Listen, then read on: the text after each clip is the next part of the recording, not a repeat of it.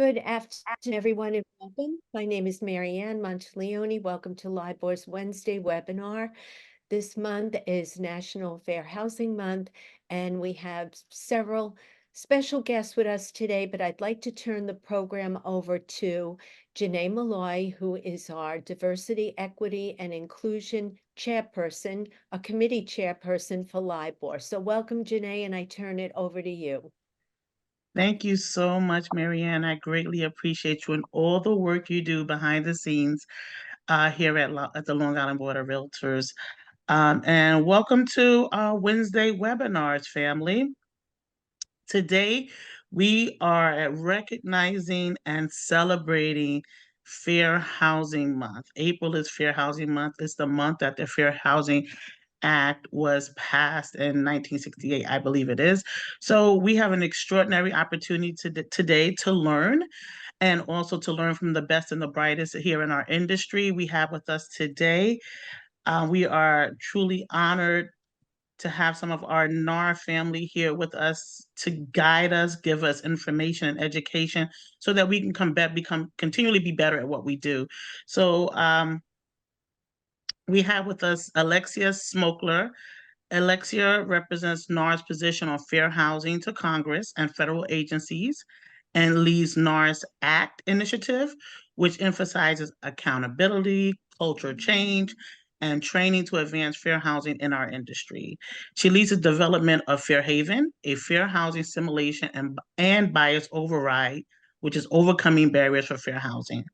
Alexia also oversees NAR's discrimination self-testing programs that real estate professionals and brokerage for real estate professionals and brokerages, NAR's fair housing real estate licensure reform efforts, and other projects aimed at closing racial and ethnic homeownership gaps.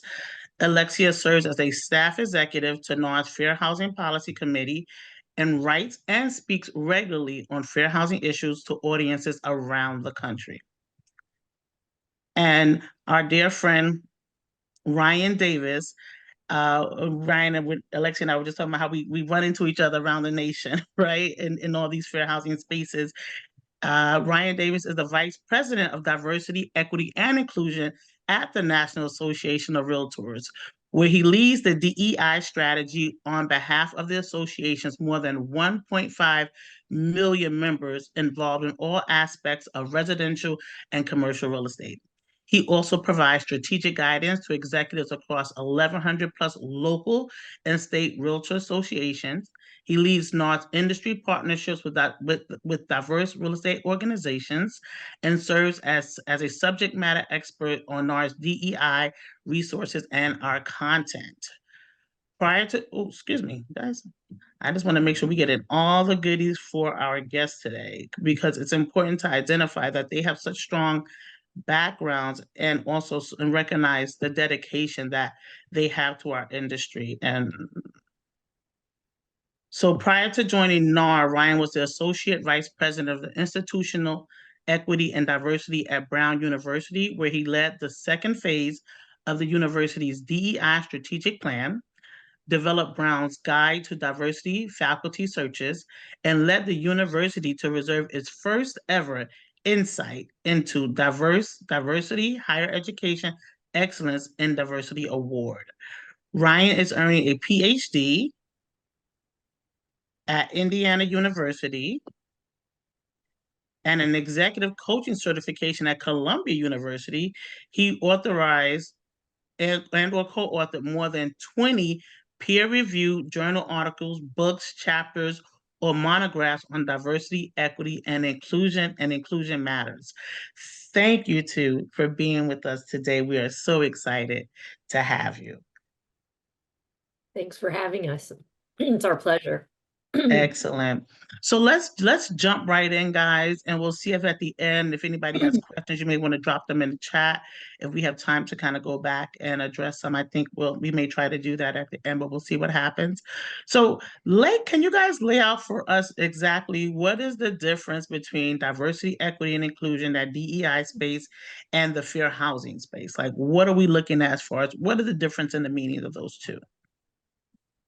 Is this first, Ryan? Yeah, why don't you talk Ryan, you about can go first if you want. Ladies first. Lexi will go first, talk about fair housing policy. I'll chime in on DEI. Excellent.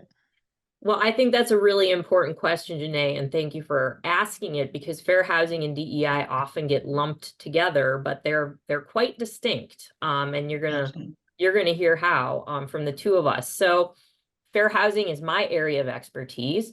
Fair housing is essentially consumer protection. So fair housing is all about consumers. As you know, I know, and the folks at LIBOR are acutely aware, it is the law. And if you violate the law, there can be consequences. Before this law was passed, now, why do we have this law? Why do we need these protections?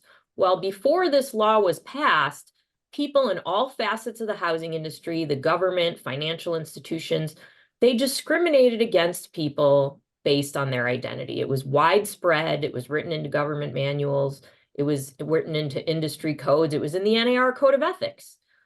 So we needed this law to set some rules of the road about how we were going to treat people fairly, so that we, as licensed professionals who serve the public, we are legally and ethically bound to follow those rules and treat people fairly. Now, don't violate the law. Okay, that's the bare minimum. Now, we still have work to do on that one, but let's keep ourselves out of realtor jail. Let's make sure that we're following the best practices so that we don't violate the law, but that's just the minimum you can do. At NAR, we expand the definition of fair housing to also talk about housing opportunity. So that's expanding the availability of homeownership to groups who may have been historically discriminated against, so face higher obstacles, bigger burdens to become homeowners now. And that's part of the legacy of past discrimination. So number one, first, do no harm, obey the law, treat everybody fairly. And then number two, let's see what we can do to expand housing opportunity. That's how I define fair housing. Excellent. Thank you so much, Alexia. And Ryan, you're going to share with us more how that relates or the differences with diversity, equity, and inclusion. Please and thank you. Absolutely. So I'll unpack. Usually people say DEI is sort of one lumped term, but it's really important to unpack the three terms separately, as they are different and distinct. So with diversity, what we're talking about here is simply difference. We all have a variety of characteristics with us. We all have multiple identities within us. So everyone is identifies with the race or is raced, has an ethnicity, identifies with a gender or is gendered. Has abilities, has age. So we all have differences within us. However, a single person cannot be diverse. So sometimes we'll hear things like there's a diverse person or we want a diverse candidate. We must analyze groups to identify diversity in group settings. So a candidate can add diversity to a pool of candidates, but the candidate themselves is not diverse, as everyone has diversity within them. So pursuing diversity operates on the premise that we generate better ideas and better solutions if we have heterogeneity at the decision-making table. So this would include social, biological, cognitive, intellectual differences that come to the table, and we want to make sure we're operating in, we have sort of inclusive decision-making. We want to make sure that we're creating pathways that enable a diversity of talent to compete for selective opportunities. So at NAR, we're thinking about those selective opportunities as service in leadership roles, service on committees. And so we're often analyzing disaggregated data to understand where we're at and where we need to be going. Inclusion is very deliberate, and we want to ensure that all persons, in our case, members and staff, feel a high sense of belonging. So this means, despite having differences that may exist in our association, our goal is to ensure that members and staff feel empowered to voice their perspectives while maintaining a high level of respect for all those contributors in the interaction. That's really diversity and inclusion coupled together. Equity, broadly defined, is about removing obstacles that would otherwise disproportionately and adversely impact groups from realizing the highest forms of success. And so as equity-minded practitioners, we're often thinking about disaggregating data to determine where those equity gaps may exist. We are also examining the historical context and contemporary forces that may be contributing factors to current equity gaps in data. And so while equity does not promise eliminating gaps, the effort to relentlessly pursue equity efforts focus on removing obstacles and barriers so that realtors can achieve the highest levels of success in our case. So what we're talking about is sales volumes, average transaction prices, and we're even talking about removing obstacles to home ownership. So the role that realtors play in that role. So beyond the definitions, I think how Alexia and I have operationalized pursuing equity work at NAR. What you'll find is that our colleagues in advocacy, for which that's the department in which Alexia works, they're principally focused on historical and contemporary policy forces that impact home ownership for consumers, not limited to fair housing policy being one of those things. Whereas I'm focused in the DI area on the historical, cultural, psychosocial, social, political, and economic forces impacting realtors, their business, and their service to consumers. So not all organizations operationalize the work in this way, but I think pursuing equity in these ways are all important. And equity work and DI work more broadly need not be limited to one department or one person. So that's where you do have some overlap in that everyone at NAR is interested in pursuing equity across the enterprise. Thank you for that. Ryan, you brought up something really interesting, and it's a question that I have. And you mentioned it in several different instances. When you talk about historical factors, so our attendees can kind of understand this a bit more, right? Because sometimes we're not all aware of history, that we haven't studied it maybe the way you guys have and understand the historical impacts. Can you kind of tally down on that a little bit and give us an example like of a historical factor that affects the work that you're doing in a DE&I space?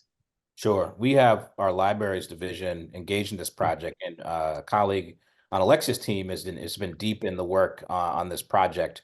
So I'll let Alexia talk about on behalf of her and her teammates doing this work.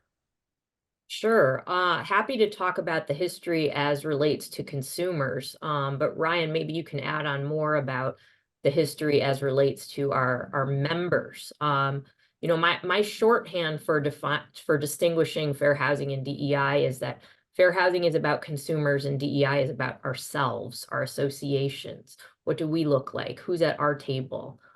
So regarding the history, as relates to consumers' access to home ome we know that government policy, you know, going back 100 years and more, supported home ownership for white people and protecting white neighborhoods' property values while withholding those supports and those aids from other groups. So what did that look like? Well, of course, we're all aware of redlining.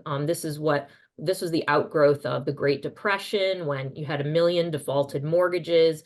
The government stepped in. They said, we're going to buy up these defaulted mortgages, but in exchange, lenders, you are going to have to establish more sustainable mortgages. You know, back then, the average mortgage was 50% down, and you had to pay it off within 5 years. So that period after the Great Depression was when the fixed rate long-term mortgage was invented, because the federal government decided we have an interest in supporting home ownership. Home ownership is good for America. And so the federal government was going to support people getting mortgages by having these minimum standards to make mortgages more sustainable, but also they were going to provide the backing for lenders to go out and lend. They were going to put that liquidity into the system. But that lending was confined to only white neighborhoods. So you're talking about 98% of FHA loans from the 1930s to 1970 going to white people. So tens of millions of people becoming homeowners because of government programs, while other folks were explicitly shut out. Again, after World War II, when the GIs came back, You know, there's a baby boom. They were starting new families. They needed housing. Again, with the GI Bill, the government said, we want to support these guys getting into home ownership. And they financed the building of the suburbs. But once again, those programs were for white people only. And so now that's just the government side. Of course, the real estate industry was involved in a lot of practices that would, you know, only serve white folks and shut other people out. So our 1924 Code of Ethics said that it would be an ethical violation to sell a home to a person of color in a white neighborhood. And that was our standard for many decades. We also didn't allow members of color to join NAR. So, and Ryan can maybe speak a little bit more to that. But so what does all that mean today? You know, people will say that's in the ancient past. Why does that matter to me? I mean, I would argue anything that happened to your grandparents affects your life. You know, if one person's grandparents was supported and able to build that wealth and pass it down through generations, and another person's grandparents couldn't do that, what does that look like for consumers today? It looks like that white people are twice as likely to be able to rely on the sale of an existing home for their down payment, whereas Black people are twice as likely to be first-time buyers. And it's because of that historical legacy. So unless we confront this lack of generational wealth to help, we can't truly affect equity. This is that part about removing obstacles, removing barriers. Ryan, I don't know if you have anything to add on the historical piece about our association, the formation of the multicultural groups and so on. Absolutely. You know, so from an association and member perspective, as Alexia alluded to, you know, NAR actually initially was against the Fair Housing Act. You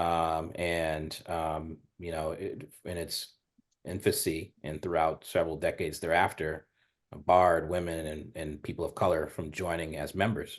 So as you have it, the National Association of Real Estate Brokers, NAREB, was established and founded on democracy in housing, focusing on consumers and Black consumers in particular. You know, it's not by coincidence that at that time, there was not space for Black professionals in the industry to join NAR. So that was NAR being exclusive when NAREB was founded in 1947. And Janae, I know you're a member of both organizations, I believe. Is that correct? I am. I'm actually the president for our local Queens chapter. Right on. So, you know, NAR is historically, to your question, has played an active exclusionary role in this industry. And you know, that matters because, as Alexia suggested, it shapes the outcomes that we see today. The opportunity for people who are still living, who've had to deal with that. So, you know, in today's climate, where there's often talk about, you know, these anti-DI sort of rhetoric, you know, if you operate ahistorically, you miss the reason and rationale and the foundation for the work and the remnants of issues that exist today. You know, we're very comfortable talking about certain forms of diversity. Diversity is not limited to race. It's actually all protected classes. It's a diversity in perspective. It's really everything. But in this nation, we have trouble getting through conversations about race, foreground it, prioritizing it. We have always had, if not affirmative action as a policy, we've had it as a concept. We've always affirmatively considered whites. We are very comfortable today talking about regional diversity, and we often actually use quotas in many cases. You know, there's Chicago Association of Realtors has the 77. That's their diversity committee, and they have representation in each of their different areas in Chicago. And I actually think it's great. And we're very comfortable with, you know, fractional representation when it comes to regions, but not other forms of diversity as you so have it, which then contributes to a diversity of perspective. So we have a long way to go. And I'm not necessarily advocating for quotas, as that's sort of illegal, but we have problems with it when it comes to race, but not region. You have to ask ourselves why we're uncomfortable with that as a nation. So I think it's a very relevant conversation to have, not just intellectually, but from a policy debate as well. Thank you so much. Very enlightening. And as we traverse all the changes in our industry, and you touched on this a little bit, but as we traverse all the changes in our industry in 2024, just if you can expand, if you like, a little bit on why DEI for our professionals and fair housing is important in our industry, particularly right now and where we are in the shifting of, our whole global environment. Why is it important right now? You want to start? Well, I think there are a lot of answers. I mean, but again, I'm focused on consumers. Okay. Our Mhm. nation is becoming more diverse. In 20 years, there's not going to be any majority race in America anymore. We're all going to become minorities. So what does that mean for your business? We know that the fastest growing segment of home buyers are Hispanic. So, just from a business point of view, we need to make sure that we are serving everybody, and that we're not shutting people out, because we could be shutting out the homeowners of the future. But I want to make a bigger point, which is that the harms that come from shutting people out, they don't just hurt those people. It hurts everybody because it shrinks economic growth. So there's a lot of studies from the Fed, Citibank, others showing that, like, they were looking at lending discrimination, keeping people out of mortgages. It actually constricts the economic activity and the GDP. They did their study in Chicago. So that meant that Chicago has lower tax revenue, fewer jobs. So we're stifling all of that economic activity when we shut people out. So just for those two purely self-interested motives, and we haven't even gotten to it's the law and it's the right thing to do, which I hope, that's obvious.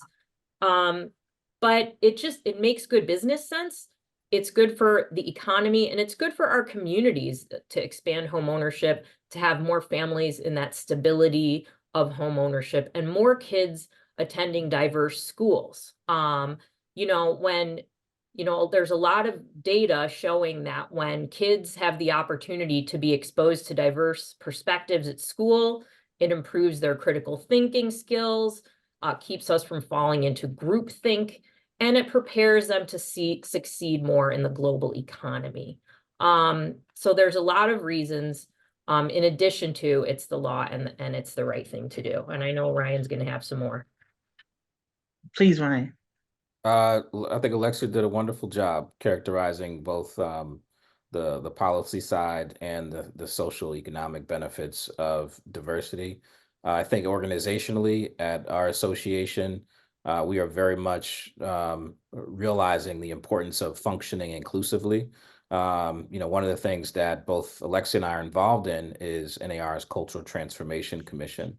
And, that commission is stood up to make sure that NAR is operating within its mission and values, that it's pursuing the highest degree of operational efficiencies, and that we are seeking innovation, pursuing innovation through our work. And we're tackling all of the issues across governance, across compliance, across communications, across leadership. If we don't pay attention to these things, they'll add up and your culture will rot. So as an organization, we are finding that we have to be attentive to our culture as one of the pillars that we have in our DEI strategic plan. We have to have an association that is receptive to freedom of expression and perspectives, and engage those thoughts. We have to have an association that exposes all peoples to pathways and opportunities. So, the more you engage DEI, it becomes an asset and a way to actually mitigate risk, as opposed to the other way around, is what you're seeing in the headlines. Mm-hmm.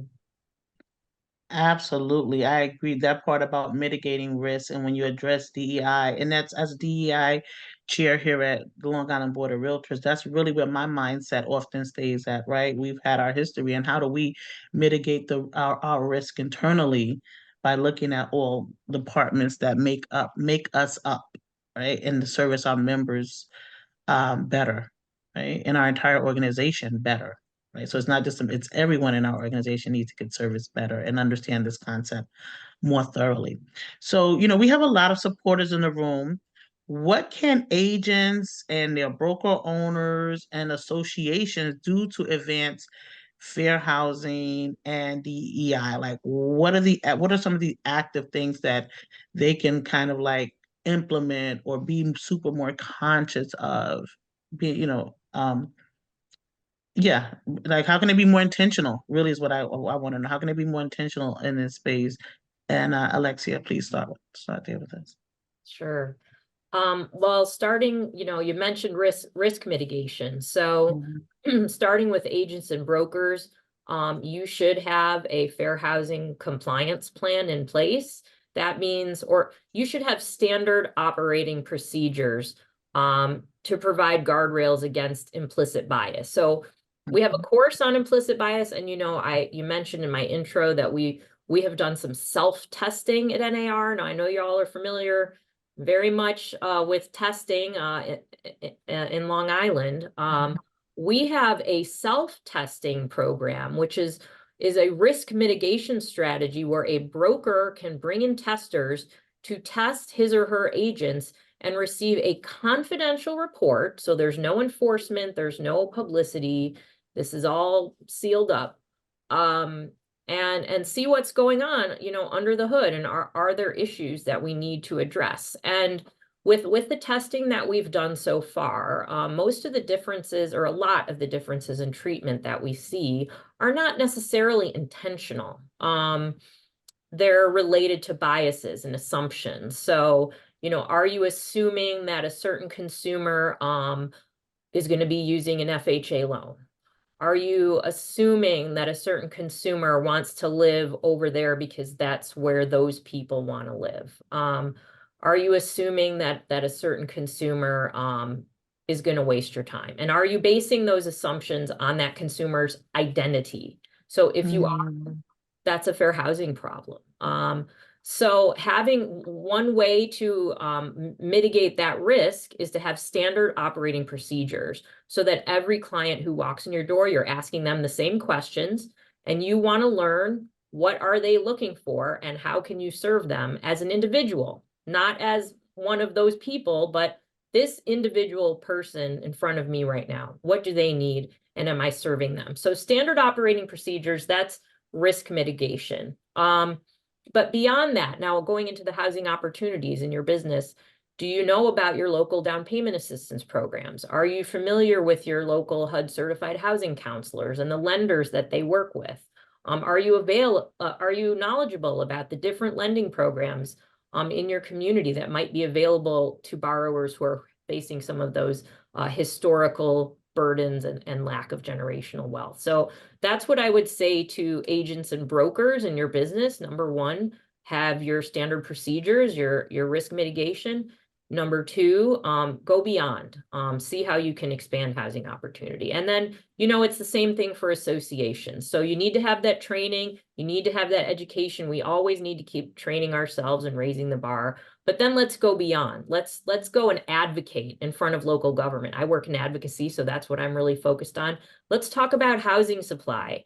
Housing supply, we argue, is a fair housing issue, because when housing becomes unaffordable, that means that the people who've always owned housing, they're in, and the people who are trying to get into housing, they're out. So when housing becomes unaffordable, that has a bigger impact on historically people who have been shut out. So are you advocating for increasing housing supply in your community?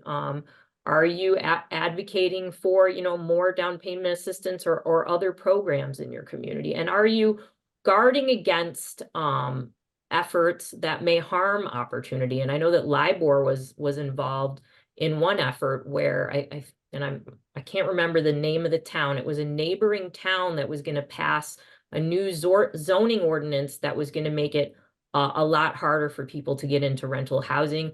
LIBOR heard about it due to your partnership with a local fair housing group, and LIBOR showed up to the city council meeting and blocked that initiative. So It's having those relationships with the local group so you can know what's going on, know when you need to show up and show up and do the work.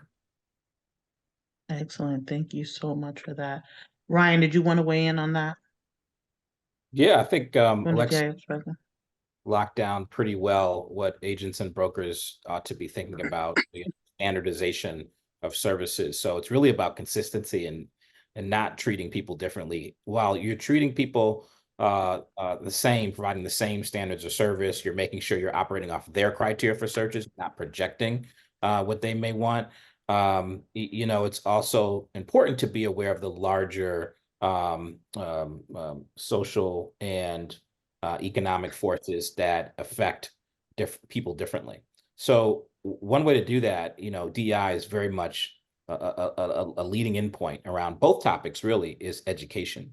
So we would highly encourage anyone and everyone, and in fact, our entire board of directors, our 900 plus board of directors, our entire leadership team, regional vice presidents, our committee liaisons, our chairs and vice chairs of our 90 plus committees are all required to take NAR's Fair Haven Simulation, our bias override course, At Home with Diversity course.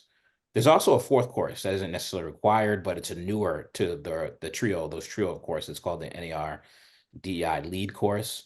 So those are ongoing educational opportunities that NAR provides any members to take. In addition to that, you'll also notice that, you know, NAREB, NAREP, ARIA, the LGBT plus Real Estate Alliance, all have their own separate research reports that enable folks to have a specialized, more deeper view into how these topics impact groups differently. So I think an awareness, not to typecast, but to have an awareness of issues that affect groups differently, that tend to, is really important to be culturally sort of responsive to your brokers and clients. NAR also has its reports on home buying, which you can check out those on our website. And so I think just having awareness of data and information is a great place to start, even in your local marketplace, around demographics in your local marketplace, using the census, using NAR's Insights Hub, is a variety of sources. At the association level, you know, general things that associations may want to consider is when you're thinking about, am I getting the message out to all the wonderful opportunities it adds to be of service to the association, and how that benefits my business from being more informed, better networked, you know, more knowledgeable to better serve our industry and our clients. You know, you have to look at the demographic makeup of your membership and your leadership, and understand whether you have an intentional process for exposing opportunities to a diversity of people, the degrees to which you collaborate meaningfully in partnership with the organizations that we partner with at the national level, ARIA, NAREB, NAREP, the Alliance. You know, considering diversity in topics, speakers, suppliers, making sure you're not doing work that conflicts with major religious observations or cultural observations, being mindful of that. We hate to get calls when from members when they call us and say, hey, my association is always having this event on days that conflict with my observations as someone who identifies as Jewish or Muslim. So, you know, you want to begin to think about, are you taking advantage of all the resources, and are you pursuing all the opportunities that NAR offers, and as well as your local association offers? Thank you so much. You guys hit on so many important topics. You know, you talked about not making assumptions, right? To teach so our brokers and agents can teach, our brokers can teach their agents, and we can teach each other not to make assumptions, to educate ourselves, because we have a ton of ways to do that now, and be more culturally aware, right? That's important. And there's changes in, like you said, how we observe holidays or dates that are important to us. And even, you know, I've heard brokers say, well, I don't have a lot of X in my office, right? But you may have some one or two or three or four or five people that observe, and we have to figure out a middle ground in this, right? We have to figure out a way that people feel that they are welcome and engaged and respected in this space and in this office that they serve. I think that's really important, and also connecting legislatively. Mhm. Sometimes we find we don't have time. We're too busy. We can't do that. But I think it's really important that we find a way. I tell our members, if you tell me you have, a half an hour, 30 minutes a month Mhm. to do something within the organization from NARAD's perspective, right? Please show up and do it. I tell them the same thing in our committees here at LIBOR. I've been advocating for years to join LIBOR's committee because you can't complain about something if you're not choosing to show up and put the voice in the space, right? We need that collective conversation to make this work more effective, so I really appreciate the dialogue that we're having here. And I know, Ryan, you did touch on some of the resources that we have at NAR that are available to support those efforts that you just described. Is there anything that we left out that we want to make sure that we drill down on a bit for either one of you, any of our NAR resources that our broker agents and members can make sure that they can kind of lean into? Yeah, I'll start. One Mm-hmm. of those resources I see you picked up on the importance of not typecasting people into certain roles or positions, not placing someone on a committee that involves diversity just because they are maybe a person of color, but making sure you have diversity across the enterprise. And most importantly, tapping into their interests, not the interests that Mm-hmm. we think they have. And so what I think is this local association roadmap for diversity and inclusion provides superior guidance on how to think about that approach, how to look at the data and the research, how to engender engagement across a range of diversity. So that's sort of one resource right there. The other one is to give you a sense of how we constructed a DEI strategic plan. I think starting in 2021, it came out in 2022.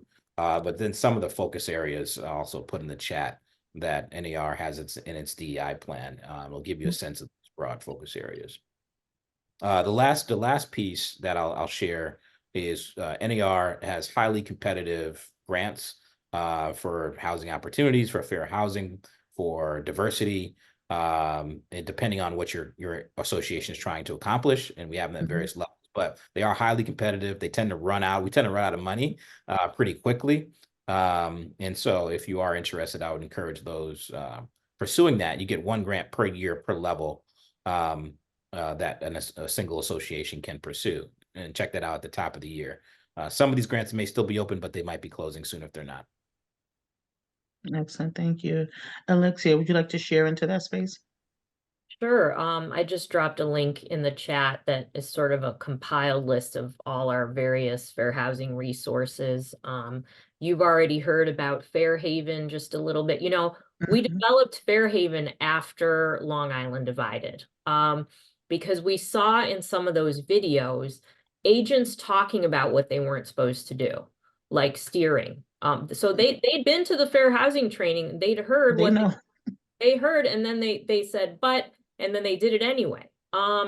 So we could see from those videos that our training was not good enough. It was not really resonating. It was not, people weren't really grasping the why. And so that's really why we created Fairhaven, to create these realistic scenarios that you can go through that might, and also the how. So the realistic scenarios show you the how. Okay, so if you go in a typical fair housing class and you just read a list of prohibited conduct, your eyes glaze over, you're not paying attention. So we wanted to create these realistic scenarios to show you how discrimination might show up in a transaction, and you're gonna have to make choices and figure that out. Then we also flip the script and do it from the client's point of view. So now you're gonna experience, in a limited way, what it feels like to get discriminated against. And then we have some videos of folks who've actually experienced housing discrimination. And what we heard from members is that that was that affected them emotionally, and that's really what we were going for. That people were upset, they were angry, they were hurt when they saw what was happening, and they were pledging to stand up and do better. Now we're updating Fairhaven right now. We're going to be adding the Fairhaven Historical Society, so we're going to have 30 minutes of some of that great history that we talked about earlier. Awesome. So that will also satisfy the NAR Fair Housing Training requirement that's kicking in next year for all 1.5 million members. Now in New York, you all are already required to do fair housing training for your CE, but in about half the states, there's no requirement at all. And so this requirement is really meant to cover those members who are in states where they're not required to have any fair housing training. You will probably already be covered and not have to do additional training, but Fairhaven will be there. Bias Override is our other flagship training, and I really encourage everybody to do it. It helps you challenge the way you think and learn how to treat people as individuals and not stereotype them. I would also put in a plug for our fair housing grants. We see our locals out there doing some great work, and there's lots of examples on our website. We also have a staff that you can call with your idea. They'll talk through it with you, tell you how to make a stronger application. So there's a lot there on the link that I just shared, and we welcome your suggestions as to what more resources we can provide. You know, when I came in, we had this fair housing handbook. It was like a 60 or 70 page PDF, and when we said nobody's reading this. So my project for the summer is that we're going to make a series of short videos, infographics, more bite-sized fair housing education. So look for that later this year. Oh, we can't wait. That's what we need, right? Because I remember, well, everyone is so visual, right? Everyone's visual. We're learning visually. We're taking in information visually and audibly. So we do definitely, I think that would be a tremendous benefit to our communities. And just so you know, it's just interesting that you said that the fair housing is not required in every state.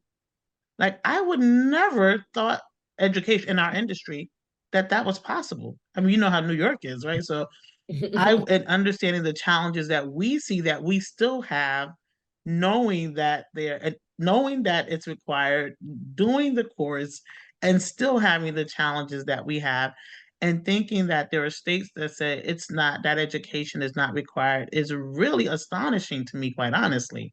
That blew me away. See, that's what special education does.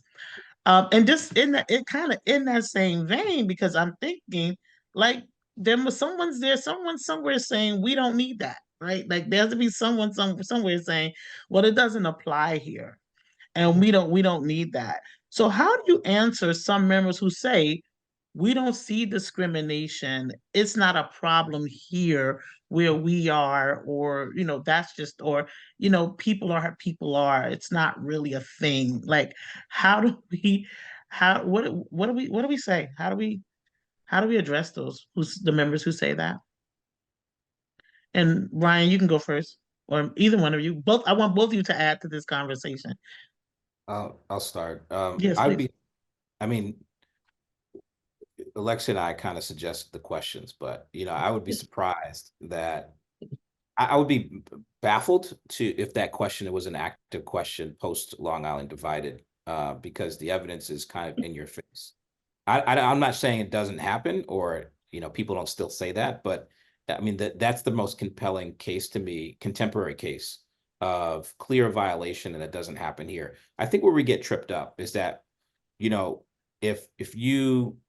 and many people don't talk about all the types of fair housing violations that they see, unless I'm facilitating a round, or anybody is talking about a roundtable discussion saying, well, what have you noticed in the marketplace? What are some violations that you have observed? And people then will talk about them, because I've created a space for them to be transparent about that. Okay. But let's say by chance a realtor has not practiced or observed any form of fair housing violation. I think one dangerous aspect is if we operate with blinders on and we only see what we see, and that's the reality of the entire world. once we remove those blinders, we notice that, and you pursue education and seek different experiences, you observe that your experience isn't representative of everyone. So even outside of Long Island, the things that we've observed in Long Island Divided happen across the country. And these problems manifest in multiple ways, not just one's ability or willingness to show homes to qualified buyers, but also shows up in how realtors pursue business. We get lots of feedback that realtors of color, particularly Black realtors, feel uncomfortable when lock boxes are placed on the side of homes, for example. We have to be thoughtful and intentional because sometimes neighbors call police on suspicion, just based on the appearance of a person, not necessarily their profession. So all realtors are not necessarily treated equally while conducting business by common citizens. I was also on looking at my Facebook feed the other day, and coincidentally, a friend from high school was talking about him feeling like he got underballed in offers because that the person offering and you're even appraising the home or offering a contract on the home in both cases was lowballed due to his race. And the reason that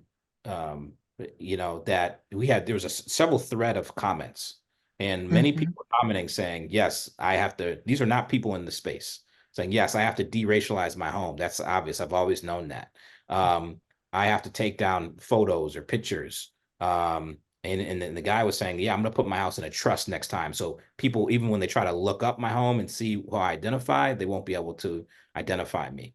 So that's these are consumers. These are not people in the profession. And so you have to listen to that. If so many people are 20, 25 comments within a matter of 30 minutes, that you have to pursue, why is this the case? So I would say, especially in Long Island, people should be acute to understand that this is a problem, but those are just a couple of other examples.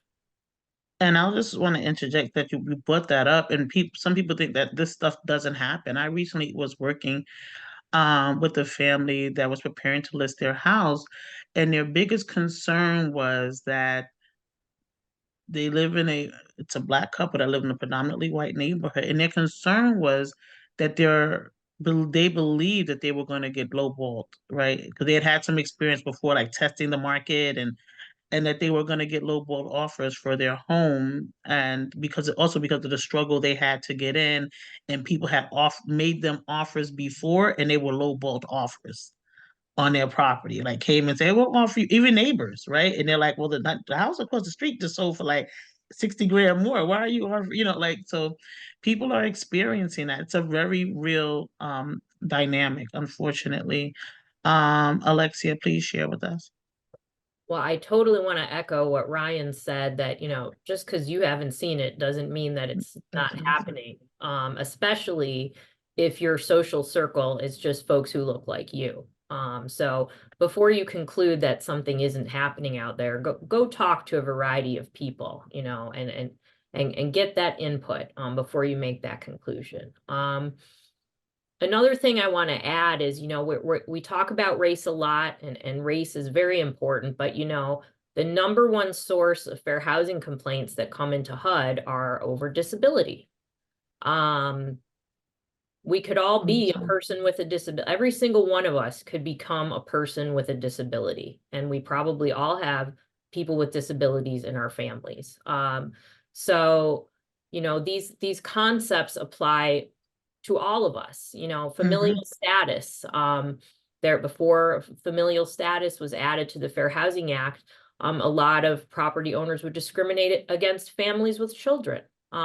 So that can apply to anyone, no matter their race. Women face discrimination in mortgage lending. The Equal Credit Opportunity Act was passed 50 years ago this year because women couldn't get a mortgage without a male co-signer. So I just want to remind, and there are instances of lenders discriminating against women today. So I just want to remind everybody that, this takes a lot of different facets, and you may think that it can't affect you, but it can.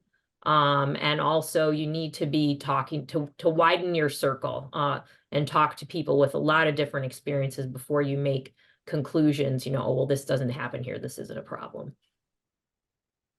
Excellent. And I think that's, we have these LIBOR local events that we host around throughout the counties. And that's why I think it's so important that our members also attend different LIBOR locals. I try to make it out to a few because like you said, you have to get out of kind of your circle, right? And understand how other communities are working together or what's happening in those spaces.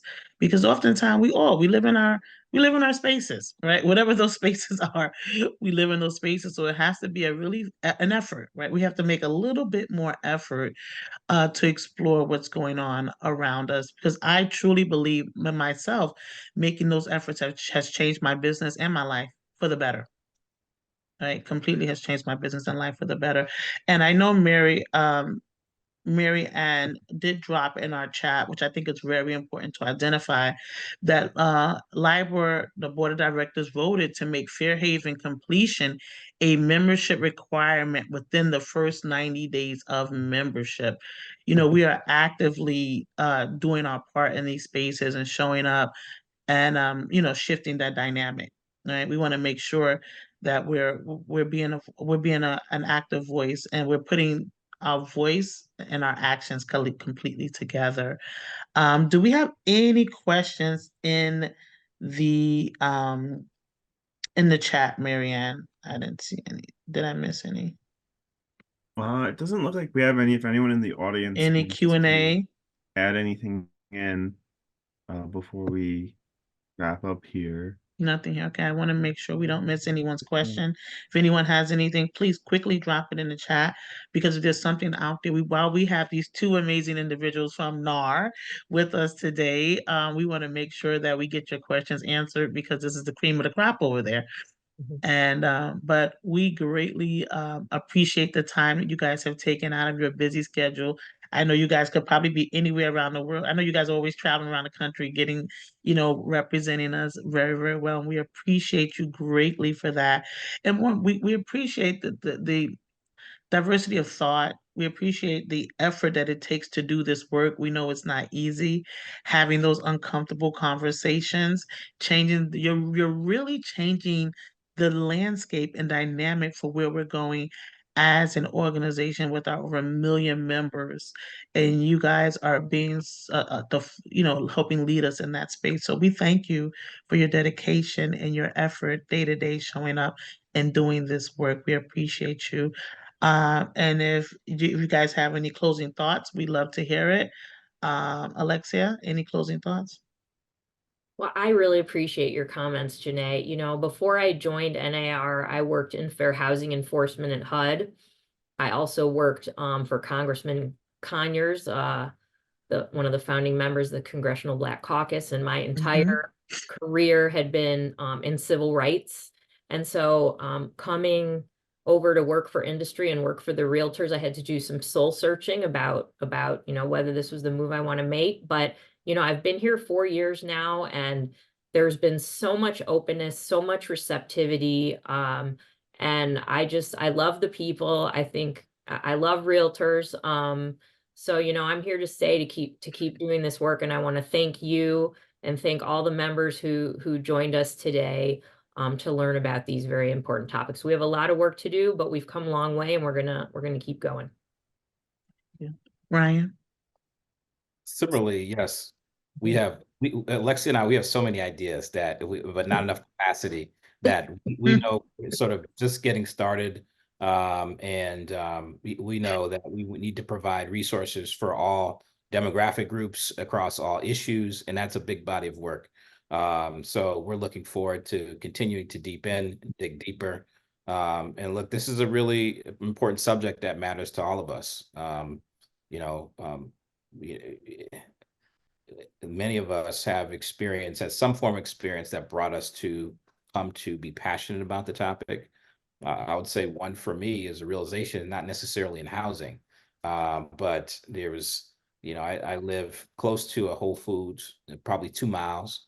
And, there was a time that I was coming from working on my house, so I had a hoodie on, I had jeans on, and Tim's. And I went to Whole Foods, went to the hot bar, made me a plate, went to the register, paid for my meal. Then there's a sports bar you can watch in a little restaurant area. Scarfed down the food in about 2 minutes. And about 5 minutes, just watching the game, sitting back with an empty plate in front of me. An officer, the store manager behind him comes and, hey, you didn't pay for that food. We have an issue. And it costed me for about 30 seconds straight. And I tried to convince him. It's like, hey, he's like, well, where's your receipt? It's like, I don't have a receipt. I declined it at the register. In today's days, you don't need to carry a piece of paper with you. But apparently, You do? You do to protect safety and security. And look, with that scenario, and I ended up demonstrating to the officer and the store manager. I said, Laura, did I pay for my food? She held up the receipt, said, yes, do you still want it? And he felt embarrassed and shame. And that happened to me twice at the same store. We're talking about food. You're worried about a $5 plate of food. What we're talking about is housing. This is significantly more consequential in terms of access to something that is the largest purchase of our lives. So we're all very much passionate about making sure that everyone has housing opportunities to be safe. Nourishment is equally important. This is a significant obstacle to get access to affordable, clean, healthy, safe housing. And for that, we thank you for hosting this platform and allow us to contribute. Thank you so very much. Guys, have an amazing day. I'll see you somewhere around the country really soon. Right. I appreciate you greatly. And I'm going to turn it back over to Marianne Monteleone. Marianne, thank you so much for this opportunity and for putting this amazing event together for us and our Long Island Board of Realtor family. Thank you for being with us. You always respond to us. Yes, I'll be there. We work out the date. Janae, you were a great moderator. This session was recorded and I put the link in the chat where our members can replay it. We also have next week another session on the LGBTQ community and equal fair housing for them as well. And John Herrion from speaks on disability rights from the New York State Division of Human Rights. Amazing session with him as well. But this has been great. Nice to meet you, Ryan. See you in DC. And thank you, Alexia and Janae. Have a good day. Thank you. Bye-bye.